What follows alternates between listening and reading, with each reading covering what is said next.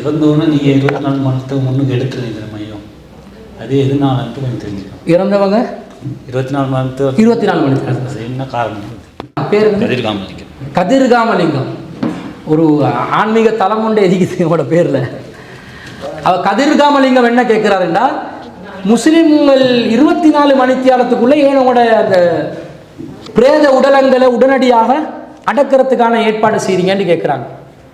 இஸ்லாத்தில் முஸ்லீம் ஒருவர் மரணித்து விட்டால் 24 மணித்தியாலத்துக்குள்ளே உடனே அந்த சடலத்தை அடக்கிறணும் என்று நேரடியாக குர்ஆன்லையோ ஹதீஸ்லையோ எங்கேயும் வரலை. 24 மணித்தியாலத்துக்குள்ளேயே செஞ்சிடணும் என்று வரலை. ஆனால் என்ன சொல்லப்படுது, ஒரு சடலம் உண்டு, நாங்கள் மரணித்த பிறகு அதை தொடர்ச்சியாக வச்சு கொண்டு இருந்தால் என்ன நடக்கும்? நாங்கள் கவலையை வெளிப்படுத்துறதுக்காகத்தான் வச்சு கொண்டு இருப்போம், உறவுக்காரங்க பார்க்கறதுக்காகத்தான் வச்சு கொண்டு இருப்போம். இயற்கையான முறையில் ஒருத்தர் விபத்திலேயோ அல்லது இயற்கையான முறையிலோ மரணித்த ஒருத்தரை எந்த ஒரு மருத்துவ ரீதியாக எதையும் பண்ணாமல் எத்தனை நாள் அதிகபட்சமாக வச்சுக்கொள்ளலாம்? ஒரு நாள் தான் வச்சுக்கொள்ளலாம். ஒரு நாள் தாண்ட விட்டீங்கன்னு வைங்க, நீங்கள் வச்சுக்கொள்ள நினைச்சாலும் வச்சுக்கொள்ள முடியாது. ஏன்?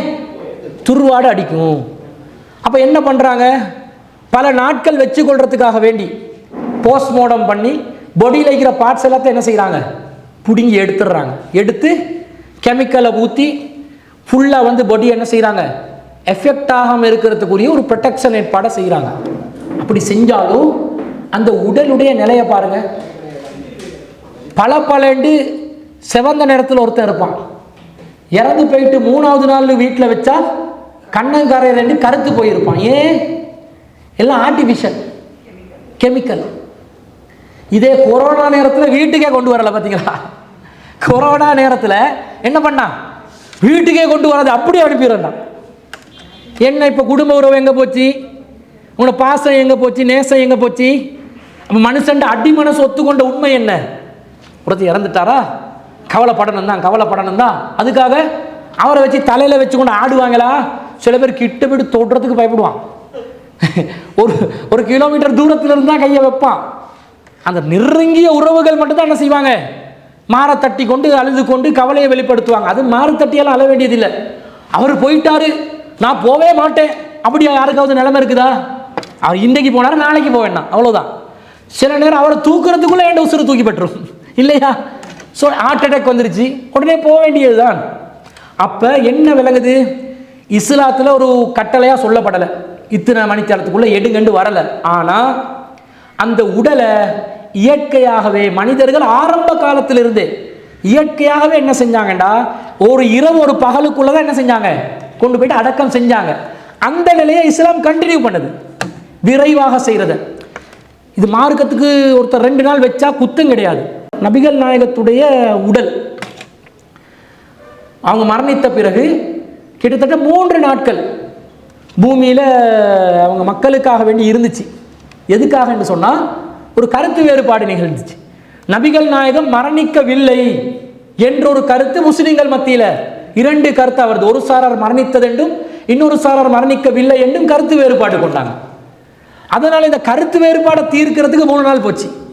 அந்த 3 நாள் வரைக்கும் நபிகள் நாயகத்தினுடைய அந்த திரு உடல் இந்த பூமியில் இருந்துச்சு. ஆனால் அவங்க இறை தூதர் என்றதுனால ஒரு சிறப்பான சட்டம் அவங்களுக்கு இருக்குது. சலுகை என்ன இருக்குதுன்னா, அவர்களுடைய உடல் சுத்தமான நிலையில் இருக்கும். இறை தூதர் தானே, அவங்க ஒரு மனித புனிதர் தானே, அதனால் அவருடைய உடல் சுத்தமாக இருக்கும் என்ற, மண்ணு கூட நிலத்தில் புதைத்தாலும் அவருடைய உடலை மண் அரிக்காது என்ற மாதிரி ஒரு விசேடமான சலுகை அவருக்கு உண்டு என்பதனால 3 நாள் வர காட்டில் நீடிச்சிச்சு. அப்படி இல்லைன்னு சொன்னால் நபிகள் நாயகத்துடைய உடலையும் என்ன செஞ்சிருப்பாங்க, உடனடியாக அடக்கம் செஞ்சிருப்பாங்க. 3 நாள் வர காட்டில் வச்சாங்களா இல்லையா? மரணித்து விட்டார்கள் என்ற ஒரு சாரார் தெரிஞ்சிருந்தாங்களே, அவங்க என்ன சொல்லியிருக்கணும், மரணித்து விட்டார், அவருக்கு உசுறு இல்லை, ஒரு நாளுக்கு அவர் அடக்கணும் என்று கட்டளை போட்டிருக்கிறாரு, உடனே அடக்கிறது என்று 2வது சர்ச்சையை கிளப்பி இருப்பாங்களா இல்லையா? கிளப்பி இருக்கலாம், ஆனால் கிளப்பலை. ஏன்? அதுக்கு தடையில் வேணுமெண்டா வச்சுக்கோங்க. ஒருத்தர் வெளிநாட்டில் பாப்பா மௌத்தா போயிட்டாரு, மகன் வெளிநாட்டில் இருக்கிறாரு, அவருடைய ஃப்ளைட்டு மிஸ் ஆகிடுச்சு, அவர் வாரத்துக்கு 2 நாள் ஆகும், தேவைண்டா வச்சுக்கொள்ளலாம். ஆனால் வீட்டில் இருக்கிறவங்க வச்சுக்கொள்கிற அளவுக்கு வச்சுக்கொள்ளணும், வீட்டில் இருக்கிறவங்கள ஓட்டுற அளவுக்கு வச்சுக்கொண்டா சரி வராது. அப்போ அதுக்கு என்ன செய்யணும், கெமிக்கலை போடணும், பாடி பார்ட்ஸை வெளியே எடுக்கணும். இந்த வேலையை முஸ்லீம் சமூகத்துக்குள்ளே செய்ய மாட்டாங்க. உடம்பை செதைச்சி பாடி பார்ட்ஸை வெளியே எடுத்து கெமிக்கலை போட்டு ஆர்டிஃபிஷியல் பாடி ஆக்கி நீங்கள் சாவு உடல் என்று சொல்லி கொண்டு போகிறது ஒரு சோளக்காட்டு பொம்மையா இல்லையா? ஒன்றுமே இல்லை. ஒரு ஆடை அணிவிக்கப்பட்ட கூலங்கள் நிரப்பிய பஞ்சு நிரம்பிய ஒரு உடம்பு தானே.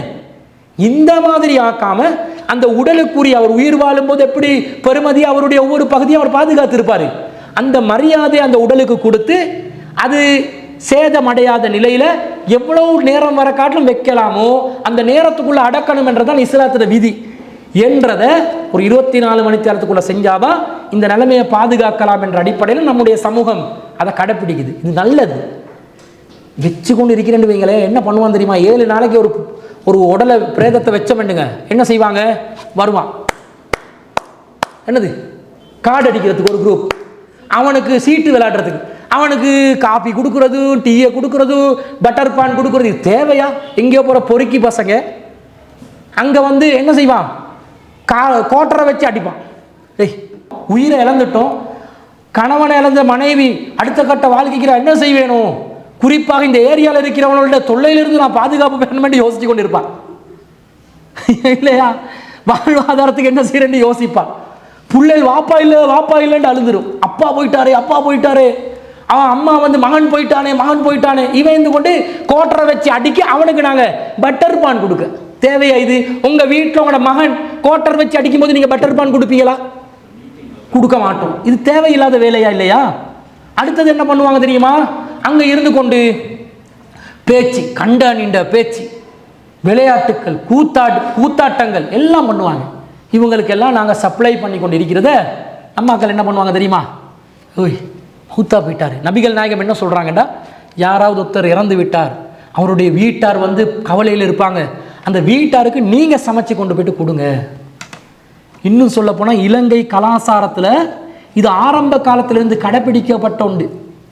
ஒரு பிரேதத்தை உடலை அமைதியாக ஊர்வலமாக கொண்டு செல்வதும் அந்த உயிரை இழந்த வீட்டாருக்கு உணவளிப்பதும் இலங்கை கலாச்சாரத்தில் ஆரம்பத்திலிருந்து பிடிக்கப்பட்ட ஒரு அம்சம். கிட்டத்தில் தான் இல்லாமக்கி விட்டாங்க.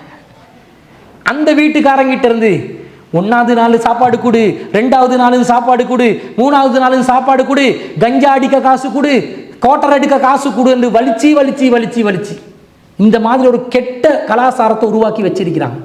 இதுக்கு இடம் கொடுக்காம மான மரியாதையோட வாழ்ந்த அவர் அதுக்கு எதிர்த்து நின்று இருப்பார். சீட்டாடுறதுக்கு எதிர்த்து சங்கம் அமைச்சு வச்சிருப்பார். அவருக்கே அடிப்பான் சீட்டு பேரை சொல்லி.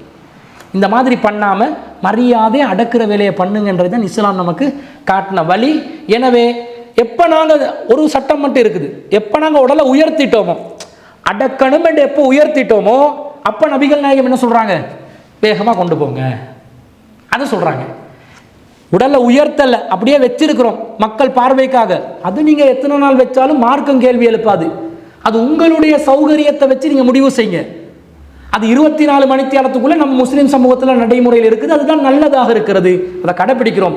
தேவைக்காக தாமதமாக்குறதுல தப்பு எதுவும் கிடையாது. ஆனால் எப்ப அதை அடக்குவதற்காக உயர்த்தி விட்டீர்களோ அப்ப ஊர்வலம் என்ற பேர்ல உலகம் முழுக்க சுத்தி கொண்டு வைக்காம, பாடையில கட்டி கொண்டு பாட்டு படிச்சு கொண்டு இருக்காம, அமைதியாக கொண்டு சென்று அந்த பிரேத உடலை அடக்கம் செய்யுங்கள்.